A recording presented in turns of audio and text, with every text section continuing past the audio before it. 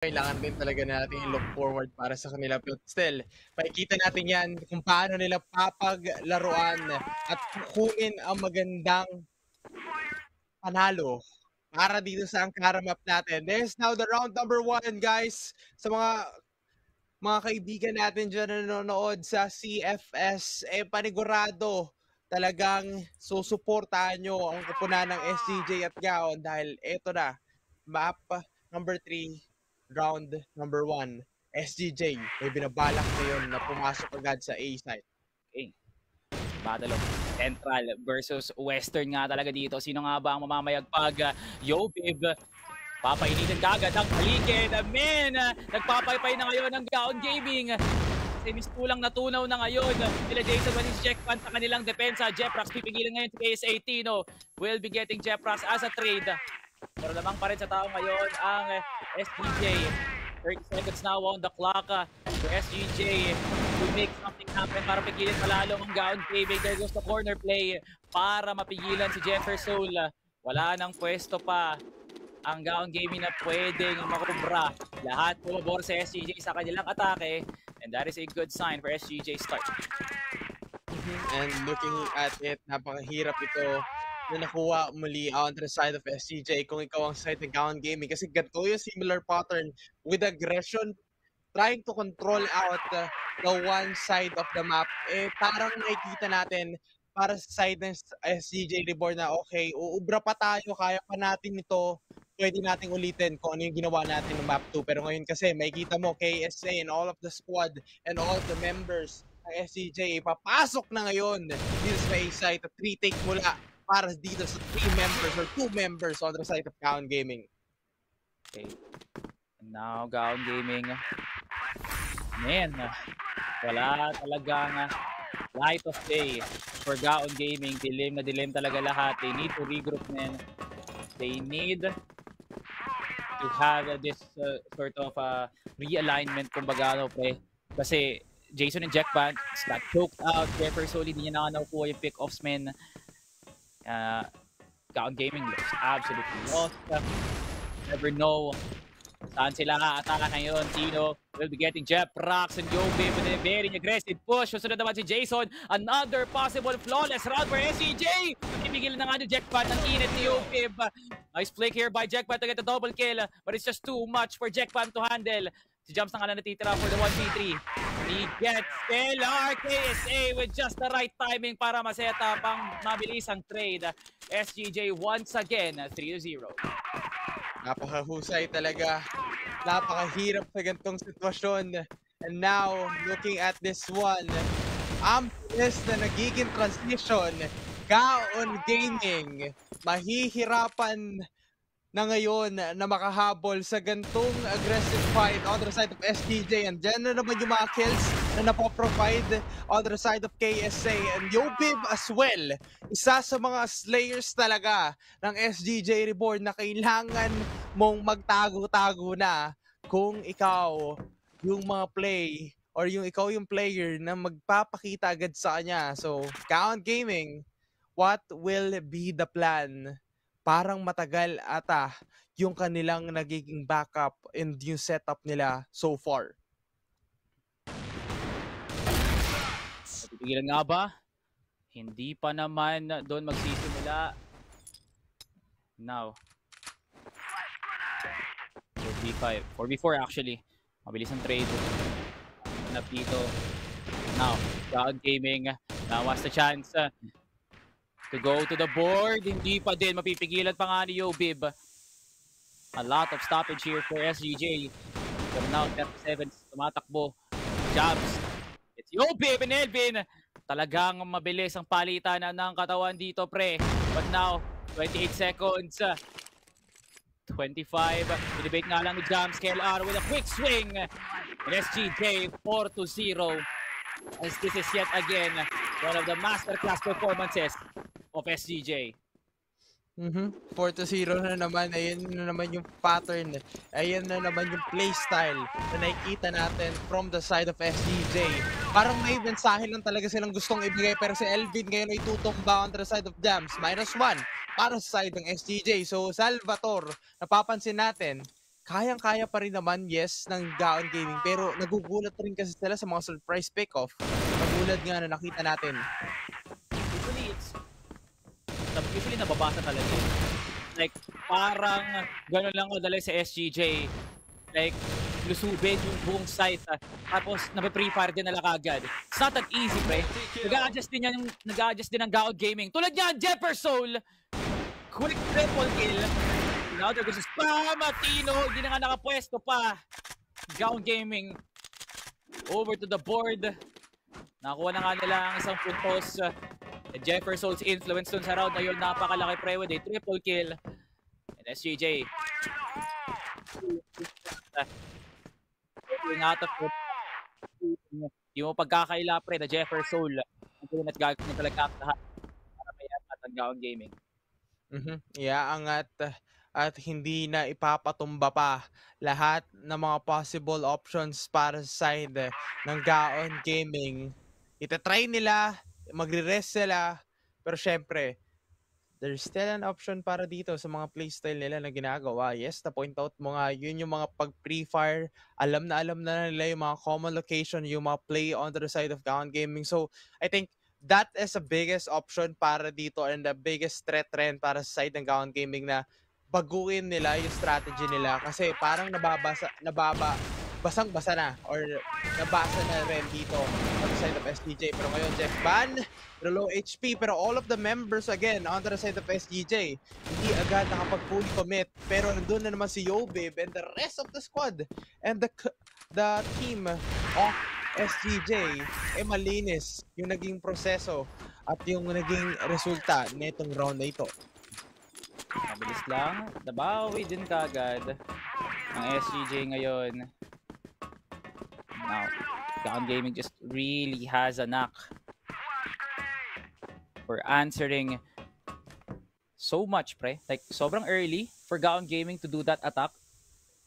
Pero for some reason, mas naging pabor for SPJ, which is quite the unusual nga, no? Jefferson. Papakitaan muna si KLR dito para mag-sniper. Pero si Tino muna magbibigay sa kanya ng seminar dito. 3v2. Duguan naman si Jason. Medyo injured dito si Jams. Still playing ramps dito. Si LB, matatag na nga siya. And Jams and Jackpad. Kukorner rin na nga si LB. No? Si LB nga bang mangkukorner sa inyo? Tino, possible clutch in the making. Pero the man advantage is just too good for Gaon Gaming. There goes the nade. Tino still challenging it. Napakahirap para kay Tino ngayon maganap ng pwesto. And Tino just accepts his fate and gives the round to Gaon Gaming. Ang hirap dun sa ganung sitwasyon. Iniisip ng side ng SDJ, kayang-kaya ng Tino. Pero once na alam rin ng Gaon Gaming yung gagawin, let's go for the double pick. Mas maigi nang maibigay natin yung damage na pwede nating maibigay on the side of Tino. But again, mid-side ng ating mapa, makikita mo pa rin naman etong si Jeffrak. Medyo maganda yung angle ng kanyang binabatay. But andun pa rin naman ito si KLR. KLR. It is the leaders, man. And now, 5v4. Oh, man. Sabi nga naman talaga, KSA! KSA! Walang nakadepensa at walang nakatutok kay KSA. Kung ano naman niluluto ng SGJ ngayon, pre, ang bango na, pre. Amoy na talaga. At ngayon, Gaon Gaming, with no room for error, mangyayari na naman ba ang 7-2.5? Ibang klase yung gantong sitwasyon. Yes, option A is to get the 7-2 score. Or option B para side naman yan ng Gaon Gaming. 6-3 score para kahit paano hindi ganun na rin kasakit yung lead na pwede mong makalaban ang side ng SCJ once na sila naman ang dedepensa.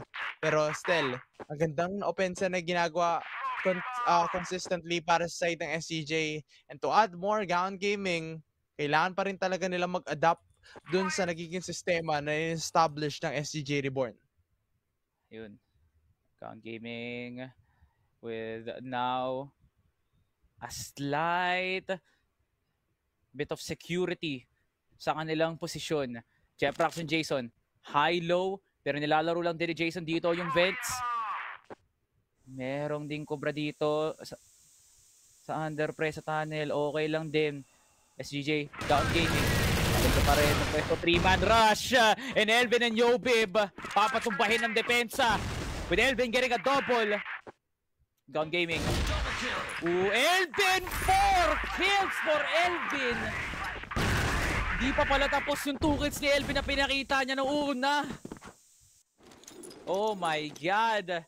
Yobib, ba't mo daw kinuha yung isa? Ace niya na yun! Hello, SGJ with a 7-2 half once again. And Gaon Gaming needs to turn up, pre. Oh my God. Kailangan ng kumilos. Kailangan ng ibigay yung 101%. This is a crucial one para sa side ng Gaon Gaming. Just because the side of SPJ leading this charge with a 5-round advantage para sa kanila. Pero ibang klase rin kasi itong 5 rounds na to eh. Hindi to basta-basta na mabilis mag-gain on the side of Gaon Gaming. Talagang isa-isa na kailangan nilang iisipin kung saan pwedeng magbantay, saan yung pwedeng gawin na play, at kung sino rin naman yung pwedeng magkaroon ng problema para sa side ng Gaon Gaming. Pero napakadaming flashes na ibabato sa depensa na gagawin on the side of SGJ. Pero nag-fall back na lang at wala pang damage na itamo para dito sa ating mga players ng Gaon Gaming. Uy, yun na nga ba ang advantage na hinahanap ng Gaon Gaming ngayon? Dalawa na nga yung wala. Tino still fighting with the Scold. Wala pa rin tumatama dito kay Jason. Tino finally wins to Jackpan. Pero still, a man advantage, pero mababawi din kagad ng Yobib and makes it a 3v3 with SGJ still fighting Jeprox and Jefferson, and Jams will now be the one to give it to Gaon Gaming dito sa ating unang second half. SGJ malinis talaga, and hindi ko talaga makikita from a mile away, men, kung gaano kalinis ginawa ng Gaon Gaming, and men, I did not expect that. And Jason and Jackban, nasa kanila nga talaga ang taglay na lakas for GG. Yung agimat, nasa kanila sila ang nagtataglay talaga ng positive mindset para sa kanilang team. Pero so far, yes, na-point out nga natin kanina, mahaba-haba yung paghahabol dun sa 5 rounds na kailangan ma-secure ng side ng Gaon Gaming. Hindi biro na once na makuha nila yon, that is a good effort and hard work para sa kanilang team. But right now, SGJ, Joey, Bev, and Elvin, 12 and 13 kills sa kanilang mga pangalan, at mapapansin mo rin talaga kung paano sila gumalaw dito sa pwedeng maging depensa nila on the B side. Elvin, double, Jason! Masyado nang maraming ginawang si Elvin na bago siya bukayin dito ng Gaon Gaming. Si Yobib din magpapakita ang gilas. Men, di lang pala si Elvin na mag-iinit dito, men.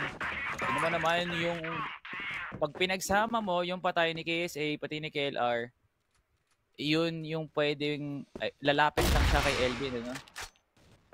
Yun lang no? Parang, oh my God, and Yobib. Oh my God, man, SGJ. Kailan nga ba titigil to? Now, ayan na. SGJ masyadong talagang aggressive ngayon, even as the global risk. KLR already making his way to hotel. Pwede niyang salubungin ngayon sila Jams. Pero ang tingin mo, pre, hanggang saan lang sila pwede pumunta? Napakahirap rin neto to overextend this game. Pwedeng makapitalize, pero syempre, it's still a winnable situation para dito sa side ng SGJ. Kasi, yes, 2 rounds na lang yung kailangan i-secure. Parang mas gaganaan ka kasi pag nalaman mo, 2 rounds na lang yung isi-secure namin at kami ang makakuha ng magandang panalo. Pero on the side of Gaon Gaming naman, ang mahirap dito again is the coordination, kung sino yung pinaka-right target natin, and also the gunfight. Ang dami na naman ng flashes pero si Yobib, one of the players na nakita natin kanina, creating a space para dito sa kanilang team. 2-man down, 2v2 ngayon. May kita natin. Jason double. KSA, gugulatin muna si Jason dito na hindi ka na daw pwede kumuha ng kills pa. Jefferson, ridiculous flick. Pero KSA, all you need to do is land one shot. It's still one shot, one kill. Pero the odds are just too stacked for Jefferson. 1 HP versus full SGJ 9-3. 9-3. Ito na nga ba yun? Makakabawi pa ba ang side ng Gaon Gaming or this is now the last round for their team? SGJ ngayon, default play para dun sa may A site pero napakadaming lineup na ibabato. 2 minutes and 10 seconds. Napaka-enough and napakadami pa rin talaga ng oras para sa kanila to group up, to get some information, gather information ngayon ang kinukuha ngayon na option para sa side ng Gaon Gaming. Pero dahan-dahan ulit ito si Jason kasi once na ma-pick up si Jason, isa na rin to sa pwedeng maging sagot sana para manalo at ma-extend pa to itong laban natin. Oh, 1-for-1. It is now a heavy task for SGJ para makarecover dito, pre. 2v4 na nga. Elvin and Yobib, 2 stars in the making, pre. Top fraggers leading the charge for SGJ's potential last round. But now there goes the plant. Playing for retake na ngayon. Threatening the position of Elvin and Yobib na kailangan nyo na lumapit dito. And now Jason guarding down under. And now Yobib making his way dito sa hotel. So magkakatagpuan sila dito sa connector, pre. Kasama niya si Elvin dito. Tamang bantay lang dito sa RS. Nasa Raps lang. Ngayon, tama nga ba ang angulo na kinukubra ngayon? Di nila alam si Elvin. Yobib buying up a lot of time. Jefferson clears out Yobib. And Elvin gets the double. Malapit na. 4 seconds na nga lang. Hindi niyo pa alam kung nasaan si Jason. And there goes the pick. Na-angle na. Pero lamang lang sa tao ngayon ng Gaon Gaming as they push through the boundaries of SGJ. You gotta admit, Aaron, muntik pa mapunta sa SGJ. Kamuntikan talaga, malayo na pero malapit na. SGJ Reboy, kamuntikan talaga. With the 5 seconds remaining dun sa C4 to defuse it, hindi na nagawa nga. Still, 2 minutes and 5 seconds. SGJ Tino, ibang klase yung kanyang mga tira dun sa ating laban. 2 kills ngayon na nakuha. Wala na eto si Jake Son and wala na rin eto si Jeff Rox. Mukhang sunod-sunod ang naging audition ngayon para sa side ng Gaon Gaming. Wow. Yung mga pre, audition nga talaga, pre, no? Grabe nga naman. Kaso hindi paano yun, marigsahan ng sayaw eh. Talagang paano at sino unang tutumba. SGJ closes out the series dito sa Ankara. 2-1. Finally putting an end to the run of Gaon Gaming. And now